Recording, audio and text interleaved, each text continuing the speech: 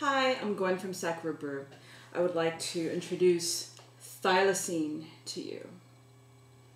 Thylacine is a Tasmanian wolf. It's extinct. It was hunted to extinction in the 1930s.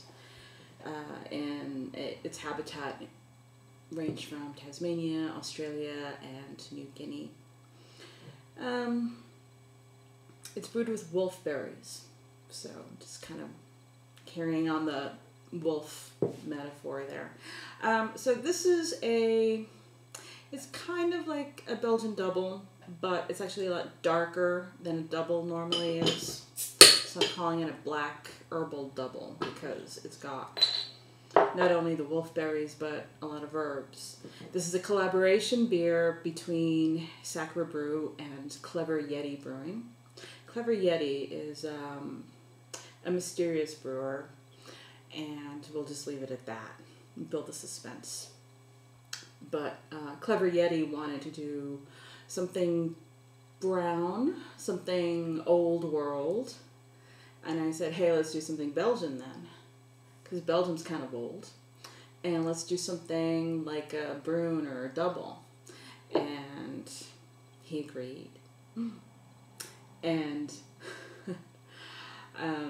he looked through my list of ingredients, and he picked out a bunch of herbs, and we narrowed it down to the wolfberries, the licorice root, not black licorice, real licorice root, you know, the yellow woody stuff that grows in the ground, that kind of licorice. It's also got lindi peppers, which are also called long peppers. I'm quite fond of them. They're similar to black pepper, but not as pungent. They have fewer terpenes and have an earthier flavor. And we also used elderflowers, dried elderflowers in this. So here we go.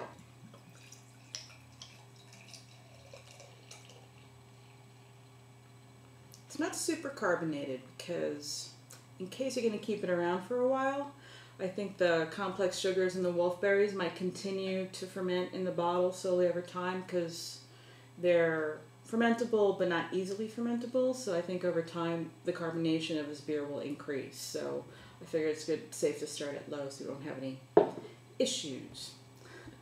But if you pour it high like I just did, you get a nice head. It's a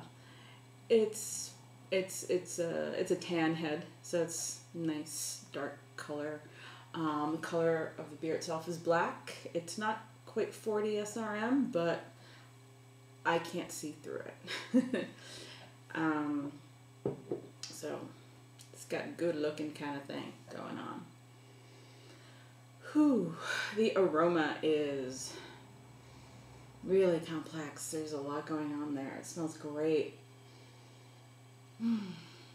Wow, it's just like it's stupendous. I don't even know like where to begin. There's a little bit of cocoa and dark chocolate and more like cacao nibs actually. There's some definitely herbal stuff going on. It's kind of hard to pin down and describe. It's just very, very enticing. I like the way it smells.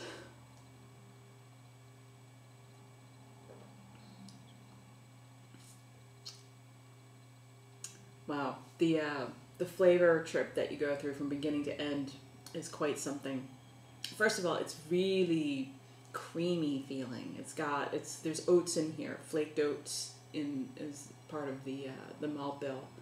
So that gives it that nice, smooth, creamy mouthfeel.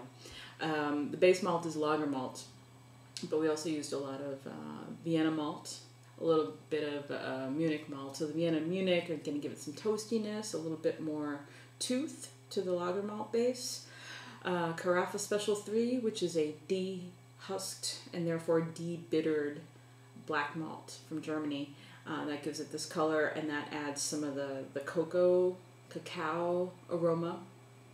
And there's also aromatic malt, which is a Belgian kind of crystal malt.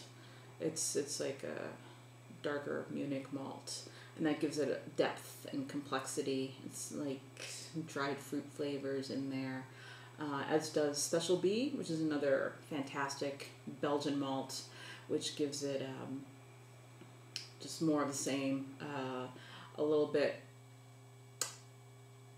like maybe burnt toffee, a tiny little bit, and just adds so many questions and dimensions to this beer, even in small amounts.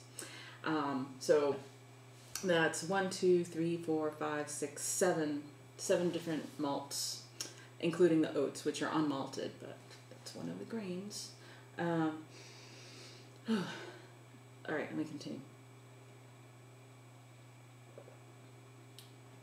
So it's more cacao-y in the beginning, and as you get to the end, you start tasting the sweetness from the licorice, because licorice root contains the licorice plant produces its own sugar called glycyrrhizin, and it's 25 times sweeter than sugar. It's not fermentable, so it stays in the beer.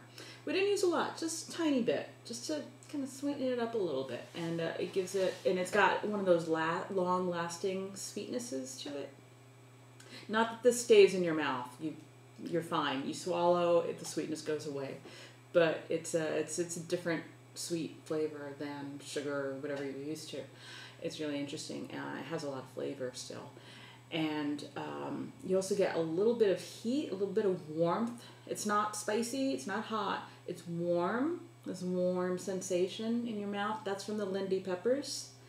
And the earthy flavors that come through are really apparent in the finish, and they're delicious, and they work really well with everything else. And you also get the there's a little bit of an astringency that you should be familiar with whenever you drink any elderflower beverages. You know, it kind of dries out your mouth a little bit.